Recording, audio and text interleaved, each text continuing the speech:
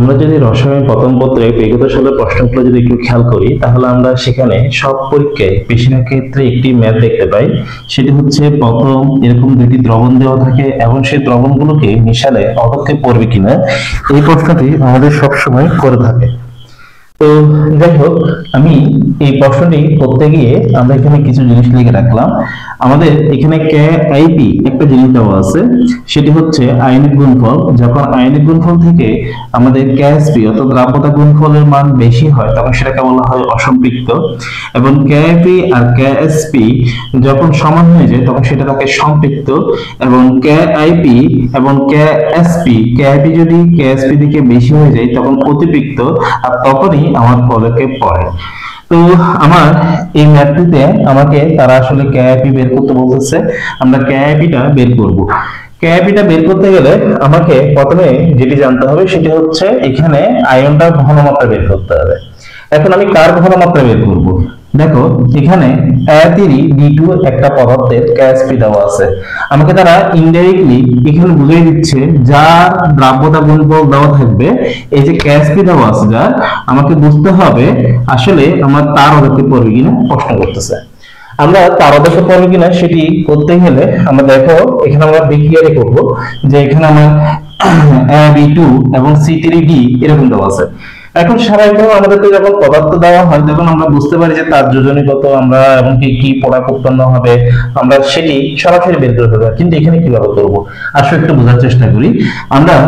আমরা জানি সেটা হচ্ছে A আর B যদি A এর যোজনী হয় X এবং B এর যোজনী যদি হয় Y, তাহলে A আর B মিলে যখন কোন একটি পদার্থ তৈরি করবে, কোন যৌগ তৈরি করবে, তখন যেটি হয় এই A এর যে যোজনী সেটি বসবে B এর সাথে এবং B এর যে যোজনী সেটি বসবে A এর সাথে, অর্থাৎ এটি এখানে এবং এটা এর জায়গায় চলে আসে।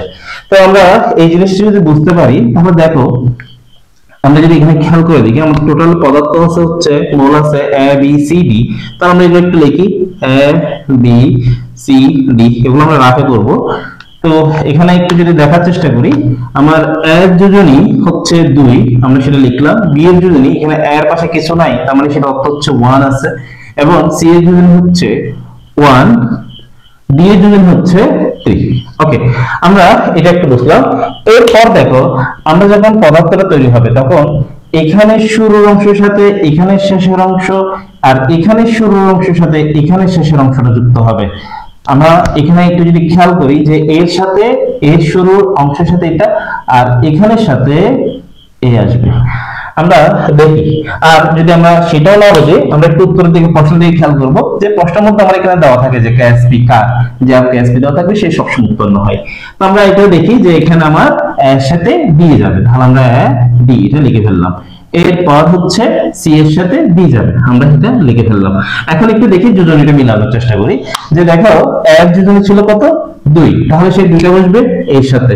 আর ডি এর যোজনী কত, ডি এর যোজনী হচ্ছে 3, তাহলে আমরা সেই 3টা এখানে বসাই দিলাম। আবার সেম ডি এর যোজনী হচ্ছে 1, সি এর যোজনী হচ্ছে 1।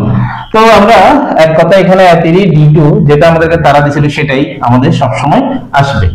আমরা এটা যদি বুঝতে পারি আমরা প্রথম ধাপে এই অংশটি বুঝে নিলাম যে আমার কি পদার্থটা উৎপন্ন হবে। এটি করার পর আমাকে যেটি করতে হবে সেটি হচ্ছে এখানে এই যে A3D2 যেটা পাইছিলাম সেটাকে একটু আমরা বিস্তারিত করে ভাঙার চেষ্টা করি। দেখো আমরা এরপর যেটি করবো সেটা হচ্ছে A3D2 যেটা পাইছি সেটাকে আমরা এভাবে করে ভাঙবো। এখন এই ভাঙার পর এখানে একটু দেখো, এখানে আমাকে উপর আবার কিছু আয়ন দিতে হবে। এখন সেই আদানটা আমি কি দিব, প্রথমটা সবসময় হবে প্লাস এবং পরেরটা মাইনাস। আমরা এটা বুঝলাম যে প্রথমটা প্লাস এর পরেরটা মাইনাস, কিন্তু সেটা কেন কার কত প্লাস দিব আর কোনটা মাইনাস দিব। দেখো এখানে ক্ষেত্রে এর সাথে ডি আছে কয়টা, 2টা, সেজন্য এখানে হবে যে 2 প্লাস, এখানে হবে 2 প্লাস। আর এখানে দেখো এখানে এই যে এটার সাথে আছে 3, সেজন্য এখানে হবে 3 মাইনাস। আমরা এটি প্রথম ধাপে বুঝে নিলাম। এরপর আমাদের যেটি করতে হবে সেটি হচ্ছে এই 2 প্লাস এটা কয়টা উৎপন্ন হবে যদি একটু খেয়াল করে দেখো, এখানে আছে 3টা, সেজন্য এই এখানে 3 বসবে, এবং ডি আছে 2টা, সেজন্য এখানে এটা হবে, সরি ডি হবে, আমি এখানে বি দিয়ে দিয়েছিলাম। তো আমার এখানে যেটা হবে এখানে হবে 2। তো আমরা এটি করার পর যেটি করব সেটি হচ্ছে এই 1 2 প্লাস এর ঘনমাত্রা বের করার চেষ্টা করব। আমরা লিখব 1 2 প্লাস এর ক্ষেত্রে।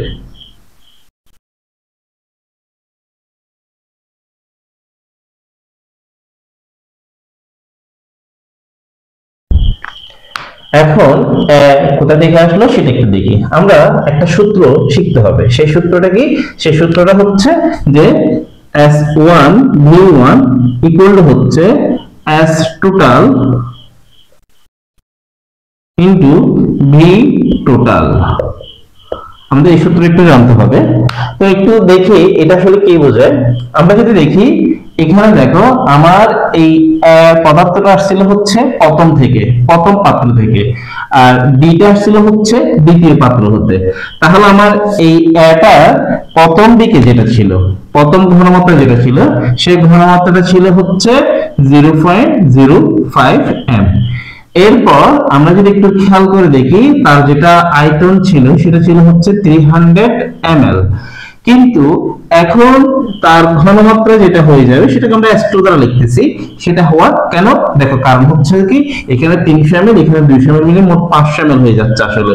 সেজন্য আমাদের এখানে যেহেতু এর টোটাল আয়তনটা চেঞ্জ হচ্ছে সেজন্য এর ঘনমাত্রাটাও চেঞ্জ হয়ে যাবে। তো আমাদের এখানে 200 and 300 যদি যোগ করি তাহলে আমাদের আসে 500 ml, এই মানটি আসলো আমাদের। এখন আমরা এখানে লিখবো যেটি সেটি হচ্ছে দেখো S2V2 ইকুয়াল টু হচ্ছে S1V1।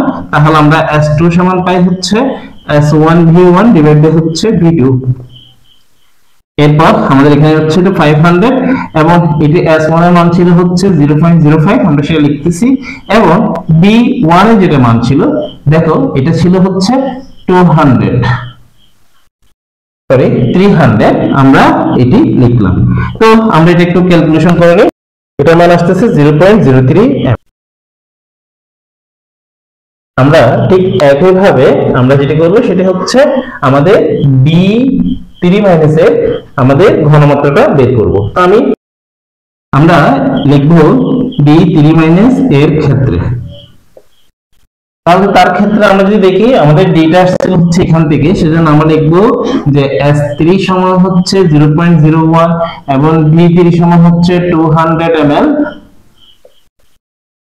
আর B4 এটা সমান লিখবো আমরা এর ঘন টোটাল হলো সেটা হচ্ছে 500, আমরা অলরেডি হিসাব করে আসলাম। তাও আমরা এভাবে লিখতে পারি। আমাদের S4 টা আমাদেরকে বের করতে হবে। তো আমরা এখানে দেখি S4 টাও কিভাবে বের করব। আবার আগের মতো যে এটা লিখে ফেললাম। আমরা লেখার পর আমরা যেটা করব যে S4 সমান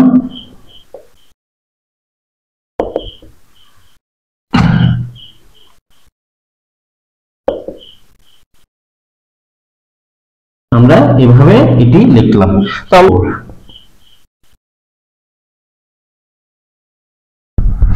0.004 m। ওকে, আমরা এই যে মানগুলো পেলাম সেই মানগুলো আমরা একটু মনে রাখি। আমরা এগুলো সবগুলো আমরা মুছে দেব। দেখো আমরা যেটা পেলাম সেটা হচ্ছে আমরা একটু করে লিখে রাখতে পারি। আমরা যেটা পেয়েছিলাম সেটা হচ্ছে এটার যেটা ঘনমাত্রা পাইলাম সেটা হচ্ছে 0.03, আর এটার যেটা ঘনমাত্রা পাইলাম সেটা হচ্ছে 0.004। আমরা এগুলো লিখে রাখলাম। আমরা এখন যেটি করব সেটা হচ্ছে আমরা এই KIP এটা বের করব। তো KIP যখন বের করতে যাচ্ছি তখন দেখো আমাদের এখানে কিন্তু আছে 3টি, সেজন্য আমাকে লিখতে হবে যে 2 প্লাস এখানে উপর থাকবে কিউব গুণ এখানে আছে 2, সেজন্য আমাকে লিখতে হবে D3 মাইনাস এখানে থাকবে হচ্ছে 2 হোল স্কয়ার। তো আমরা 2 প্লাস এটা ঘনমাত্রা দেখতেছি 0.03 এটা লিখলাম। অনেকজন করে কি এই তিনটা সহ এখানে গুণ করে, বাট আইডি গুণ করে যেহেতু আমরা ঘনমাত্রাটা পেয়ে গেছি এখানে এটা গুণ হবে না, আর এখানে আমরা এটা লিখলাম। এরপর হচ্ছে আমাদের এখানে 0.004 হোল স্কয়ার। তো আমরা এটা একটু ক্যালকুলেশন করে নিই কত আসে। আমাদের এটার মান আসলো 4.32 × 10⁻⁻10। আমরা যদি এর ক্যাসপিটা দেখি তাহলে ক্যাসপিটা ছিল 1.1 × 10⁻⁵। তাহলে আমরা দেখতে পাচ্ছি এই মানটা আমার ক্যাসপি থেকে কিন্তু ছোট। আমরা কিভাবে বুঝলাম? দেখো, এই ক্যাসটির ক্ষেত্রে এখানে আছে 10 টু দি পাওয়ার -5 আর এখানে আছে 10 টু দি পাওয়ার -10। তাহলে বুঝতেই পারতেছি যেহেতু ঋণাত্মক মান যত বেশি বড় দেখা যায় তত সেটা ছোট হয়, তো এটা সেজন্য ছোট আর ক্যাস পিটা বড়। যেহেতু এই মানটা আসছে তাহলে আমরা বলবো এখানে অদক্ষেপ পড়বে না। আর যদি মান এটা বড় আসতো তাহলে সেখানে আমরা বলতাম অদক্ষেপ পড়বে।